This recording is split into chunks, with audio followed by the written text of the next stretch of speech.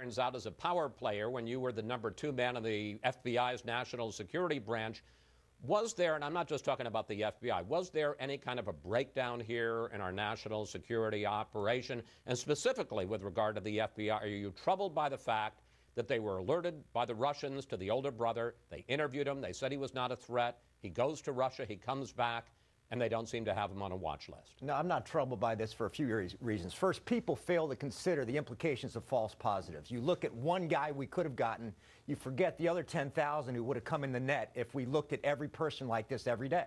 So I look at this and say, you know, these kinds of things happen, but I suspect there wasn't a drop ball here. And overall, do you see any way that you could have prevented these two guys? Well, I mean, we're going to have to see what kind of foreign connections they had, whether the travel to Russia last year actually meant something. But what I've seen so far says we've got two kids who are in a closed radical circle. Breaking that circle in a state like ours, that is an open society, is virtually impossible. What is your sense? And I understand it's speculation at this point, but informed speculation. Were they acting alone? Were they part of a group? And do you see any al-Qaeda fingerprints on this? The only fingerprint I've seen might possibly have been ideology, but not operations. Every step of the way here was pretty rudimentary. For example, if you look at some of those initial photos, you've got a kid with a hoodie and a cap. If he wants to obscure himself, the hoodie goes on, the cap goes forward. If he had operational training, I want to know who did it, because they were amateurs. Commissioner, but unfortunately they were amateurs who hurt a lot of people. That's correct. Commissioners who apparently turned out to be the right people with all the surveillance cameras. Any more people to be seriously killed or injured. Mr. Mudd, one thing that a lot of us learned this week is how wired a big city is with all the surveillance cameras, all the electronic intercepts, all the weapons detectors.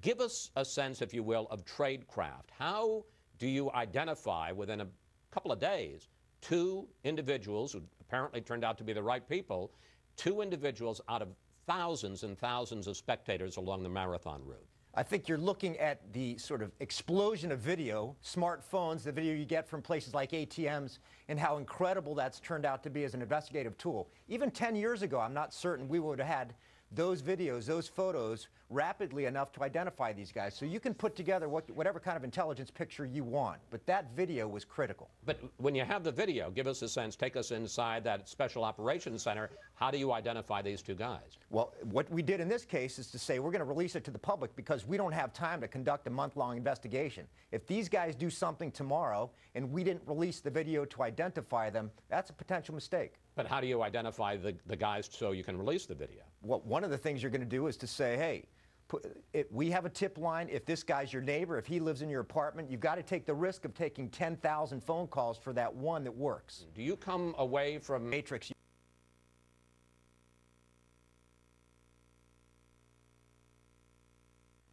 pretty well, but to prevent it in the first place? I think you'll see at least copycat threats. When I sat there every night with the threat matrix, after every event, that's the matrix U.S. government uses to track threats.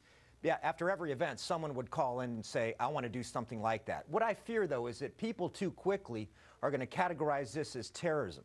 This looks more to me like Columbine than it does like Al-Qaeda. Two kids who radicalize between themselves in a closed circle and go out and commit murder. I would charge these guys as murderers, not terrorists. But just real quickly, I mean, you have the report from Russia. They said they worried that he was involved with radical Islam. He goes and spends 6 months in Russia, in Chechnya, in that area where there are a lot of radicals, whether it's Chechen separatists or radical Islamics. How can you write off the idea that there was some outside influence here? I'm not writing that off. What I'm saying is we want to categorize this, bend this quickly with a simple term. And in looking at the psychology of clusters like this, which I did for 20 years, the psychology is not that simple. It's two kids who decided for whatever ideology that they wanted to commit murder. And the murder piece is as significant as the terrorism piece.